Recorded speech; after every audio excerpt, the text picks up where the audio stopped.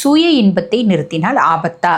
அதே மாதிரி தானாகவே காலையில் வந்து விந்து வெளியாகுது, இதுக்கு இதுதான் காரணமா அப்படின்ற மாதிரி என்ன நினைக்கிறாங்க, ஜென்ஸ் மட்டும்தான் மாஸ்ட்ருபேட் பண்ணுறாங்க அப்படின்னு நினைக்கிறாங்க. அது உண்மை கிடையாது. அவங்க மாஸ்ட்ருபேட் பழகிட்டாங்க, ஒரு கேர்ள் இருக்குது மாஸ்ட்ருபேஷன் ஃபுல்லும் பழகிடுச்சு அப்படின் போது ஹஸ்பண்ட் கிட்ட அந்த பொண்ணுக்கு அந்த அளவுக்கு சாட்டிஸ்ஃபேக்ஷன் கிடைக்காது. So they will be keep on doing. அது என்ன பண்ணுவாங்க அப்படின்னு கூட வச்சுக்கலாங்க. ஆனால் அளவாக யாரும் பண்ணுறது இல்லை இல்லைங்களா? கேர்ள்ஸும் இதே மாதிரி ஒரு விஷயத்துக்கு தாங்க போகிறாங்க. ஓகேங்களா?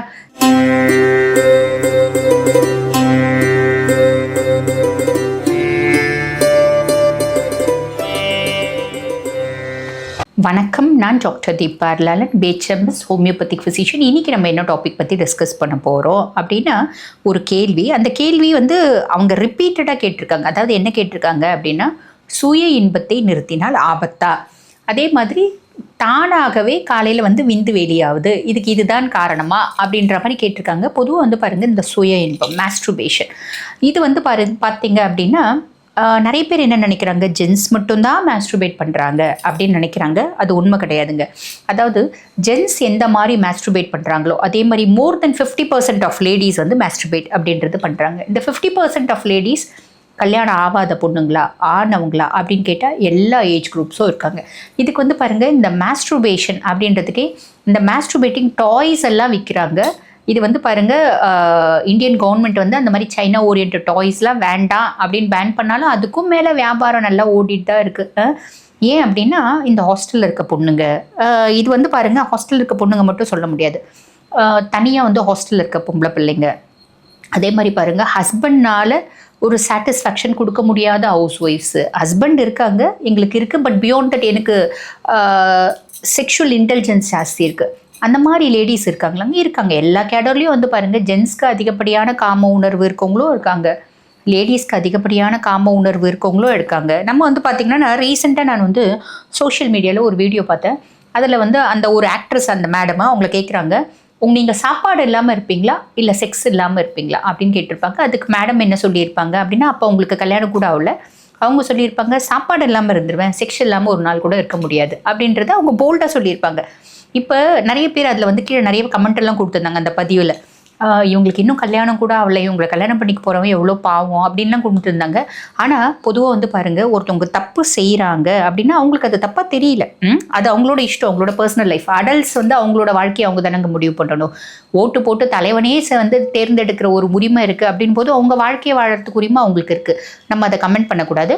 பட் இருந்தாலும் அதில் நிறைய பேர் கொடுத்துருந்தாங்க, இவங்க என்ன இதெல்லாம் ஒரு பொண்ணா, இந்த பொண்ணெல்லாம் எவன் கல்யாணம் பண்ணிப்பா அப்படின்னு நிறைய பேர் கொடுத்துருந்தாங்க. ஒன்று யோசிச்சு பாருங்கள். அதில் அதாவது ஒரு தப்பு செய்கிறாங்க அப்படின்னா மேலே அவங்க நல்லவங்கள காமிச்சிக்கவே இல்லை. எனக்கு அது பிடிச்சிருக்கு, நான் செய்கிறேன், ஐ எம் வெரி ஹானஸ்ட், நான் உள்ளதை உள்ளபடியே சொல்கிறேன். அதில் அவங்களோட ஹானஸ்டியை யாருமே பாராட்டல, ஒரு சிலர் தான் பாராட்டி இருந்தாங்க. நான் வந்து அதில் கமெண்ட் போட்டிருந்தேன், யூ ஆர் வெரி ஹானஸ்ட் அப்படின்னு. அந்த ஹானஸ்டி வந்து பாருங்கள், ஒரு சிலருக்கு தான் வரும். தப்பு எல்லாரும் செஞ்சுடுவாங்க, ஆனால் அதை ஒத்துக்கக்கூடிய தைரியம் அப்படின்றது யாருக்கும் இருக்காது இல்லைங்களா? அவங்களுக்கு அந்த ஆக்ட்ரஸ், அந்த மேடமுக்கு அந்த ஹானஸ்டி இருந்துச்சு. ஸோ நான் கமெண்ட் போட்டிருந்தேன், you are very honest ma'am, keep it up அப்படின்னு.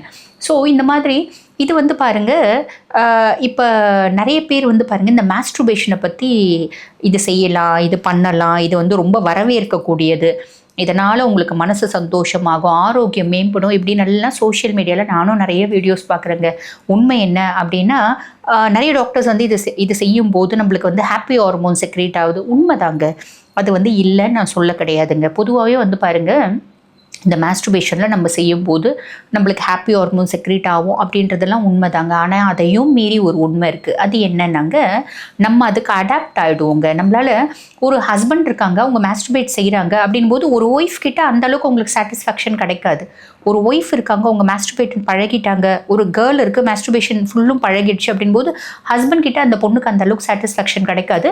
So they will be keep on doing. அது என்ன பண்ணுவாங்க அப்படின்னா, அளவுக்கு அதிகமாக செய்ய ஆரம்பிப்பாங்க. அளவுக்கு அதிகமாக ஃபஸ்ட்டு அடாப்ட் ஆகிடுறாங்க, அதுக்கடுத்து நிறைய செய்கிறாங்க. நிறைய அளவுக்கு அதிகமாக செய்யும்போது அவங்களுக்கு வந்து பார்த்திங்கன்னா உடல் ரீதியான நிறைய பிரச்சனைகள் அப்படின்றது வரதாங்க செய்யுது. இது வந்து பாருங்கள், இது வந்து நீங்கள் ஒத்துக்கினாலும் ஒத்துக்கலை அப்படின்னாலும் இது தாங்க உண்மை. இப்போ நிறைய பேர் நான் அந்த மாதிரி வேண்டாம் செய்யக்கூடாதுன்னு போது நிறைய பேர் கீழே கமெண்ட் போடுறாங்க, no no it's not right, we can do அப்படிங்கிறாங்க.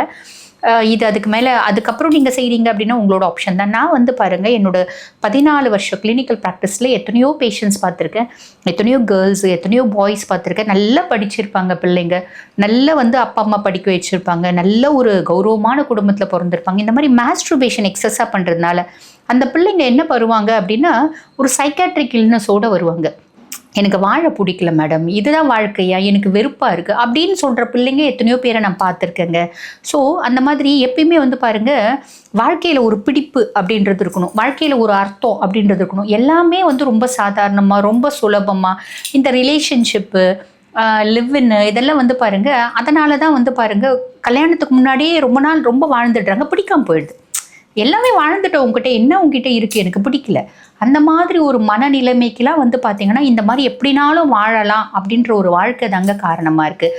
அதில் முக்கியமாக இந்த மாஸ்ட்ருபேஷன், இது ரிலேஷன்ஷிப் கூட விட்டுருங்க பரவாயில்லை, இந்த மாஸ்ட்ருபேஷன் வந்து பாருங்கள் இவங்க நான் முன்னமே சொன்ன மாதிரி கண்ட்ரோல்டாக பண்ண மாட்டேங்கிறாங்க. அதில் கிடைக்கக்கூடிய ப்ளஷர், அதில் செக்ரீட்டாக அந்த மாதிரி பண்ணும்போது நம்மளுக்கு வந்து சுரக்கக்கூடிய ஹாப்பி ஹார்மோன்ஸ் என்ன பண்ணுது, என்ன திருப்பி திருப்பி திருப்பி திருப்பி என்ன செய்யணும் அப்படின்னு எனக்கு தூண்டுதலை ஏற்படுத்துது. நான் என்ன பண்ணுறேன், திருப்பி திருப்பி திருப்பி திருப்பி செய்யும்போது ஒரு ஸ்டேஜ் ஆகுது, நான் நல்லா சாப்பிட்றேன், எலும்பு தோலுமா ஆகிடுறேன், நான் நல்லா சாப்பிட்றேன், முடியெல்லாம் கொட்டி போகுது, முடியெல்லாம் வந்து பாருங்கள் இந்த ஹேர்லைன், ஃப்ராண்டல் ஹேர்லைன் நல்லா தூக்கின்னு போகுது, அதாவது மேடு நெத்தி ஆகிட்டு போகுதுன்னு சொல்லுவாங்க பார்த்தீங்களா, அப்படியே தூக்கிட்டே போகுது, மேடு நெத்தி ஆகிட்டு போகுது. எனக்கு எப்போ பாரு ஹெல்த் இஷ்யூஸ் வருது, எனக்கு கை கால் நடுக்கு வருது, எனக்கு மனோபயம் வருது, எனக்கு தூக்கமின்மை ஏற்படுது, எனக்கு வந்து பாருங்கள் உலகத்தில் யார் கூடயும் பேச பிடிக்கல, யார் கூடயும் பழக பிடிக்கல, யார் கூடயும் கம்யூனிகேட் பண்ண பிடிக்கல, நான் வந்து தனிமையை விரும்புகிறேன், சோஷியல் வித்ட்ராயிங், எனக்கு யார் கூடயும் பழக பிடிக்கல. ஏன்னா நான் தனிமையாக இருந்தால் மட்டும்தான் என்னால் மாஸ்டர்பேட் செய்ய முடியும், எனக்கு அப்பா அம்மா பிடிக்கல, எனக்கு அக்கா தங்கச்சி பிடிக்கல, இந்த மாதிரி ஒரு மனநிலைமைக்கு தள்ளப்படுறாங்க எத்தனையோ பேர் நான் பார்க்குறேன்.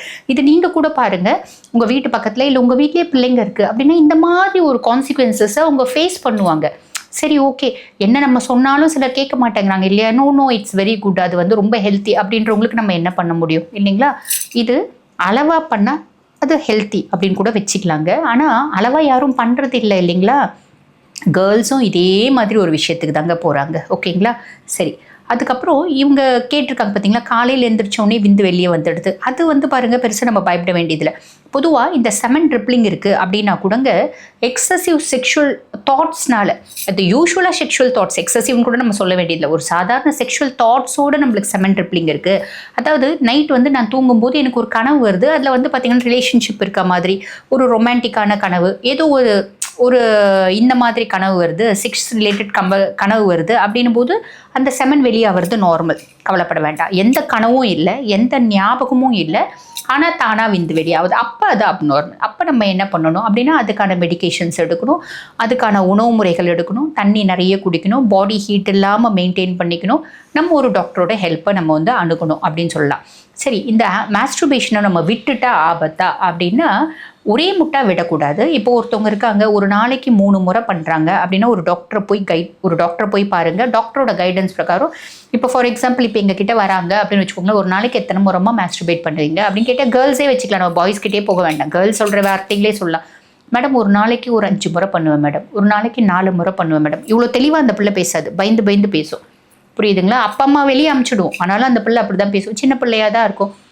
சரிம்மா, இப்போ வந்து அப்போ ஒரு நாளைக்கு 3 முறை 4 முறைனா ஒரு வாரத்துக்கு எத்தனை முறை யோசிச்சு பாருங்கள். அப்போ நான் என்ன சொல்லுவேன், சரிம்மா இப்போ ஒரு நாளைக்கு 2 முறை பண்ணுங்கள். அந்த மாதிரி ஒரு மாதம் அவங்கள கவுன்சிலிங் கொடுத்து கொண்டு வருவோம். அதுக்கப்புறம் 2வது மாதம் ஒரு நாளைக்கு 1 முறை, அதுக்கப்புறம் 2 நாளைக்கு 1 முறை, அதுக்கப்புறம் 3 நாளைக்கு 1 முறை, அதுக்கப்புறம் வாரத்துக்கு 1 முறை. அவங்க மைண்டெல்லாம் நம்ம என்கேஜ் பண்ணணும், இல்லைனா அவங்களுக்கு அதிலே தான் இருக்கும் அந்த ப்ளஷர்னால, புரியுதுங்களா. அதுக்கப்புறம் வாரத்துக்கு 1 முறை, அதுக்கப்புறம் 15 நாளைக்கு 1 முறை, அதுக்கப்புறம் மாதத்துக்கு 1 முறை, இப்படி ஸ்டெப் பை ஸ்டெப்பாக கொண்டு வந்தோம் அப்படின்னா பிரச்சனை இல்லை.